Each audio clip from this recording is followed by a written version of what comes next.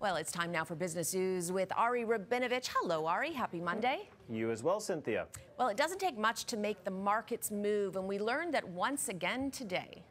Yeah, it's very interesting sort of turn of events. It hasn't really taken place this way in several years, actually, Cynthia, so I'll explain. It's basically the resurgence of meme stocks, at least it seems that way.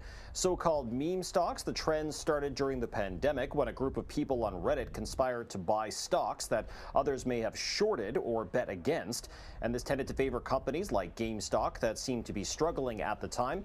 One of the most notable personalities, Keith Gill, aka Roaring Kitty, had been silent for several years, but today posted on X, formerly Twitter, with this photo. It's a gamer seen leaning forward in his chair, seemingly implying that they are taking things more seriously or are committing more. So that sparked a buying frenzy on Wall Street. GameStop was up nearly 80% at one point today, and AMC Holdings, another famous meme stock, up over 100%.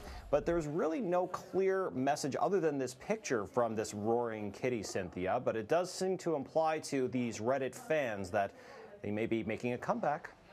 Okay, interesting. Very interesting. Now, Ari, both the federal and provincial governments have been pushing to build more housing, but it appears there are delays getting those shovels into the ground. The latest data comes from Statistics Canada to Cynthia. Maybe not necessarily a direct correlation, but it seems to be the pattern, showing that the value of housing permits has fallen nearly 12% since March.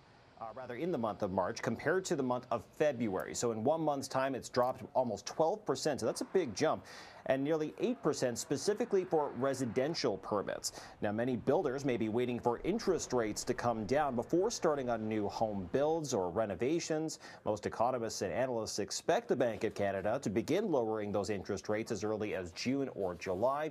So maybe a few more of these reports before we really see those numbers come back up soon.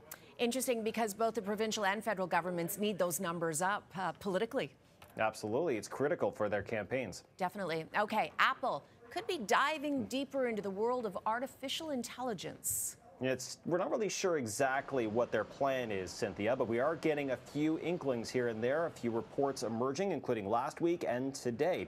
So we found out that Apple is working with OpenAI. It's not exactly clear what they're working on, but it's likely that the makers of ChatGPT and Apple are working to solidify a deal that could see the AI chatbot featured on iPhones in the near future.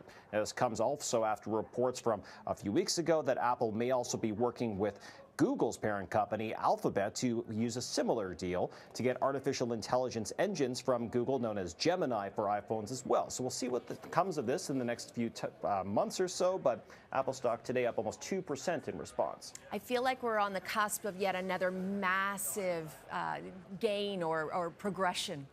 It could be the next AI boom. Last year it was for the chip stocks, the makers of those computer chips that support AI, and now it could be the companies that are using those chips, so to speak, Cynthia. Right. Okay, Ari, as always, thank you for joining us. Great to see you. Thank you.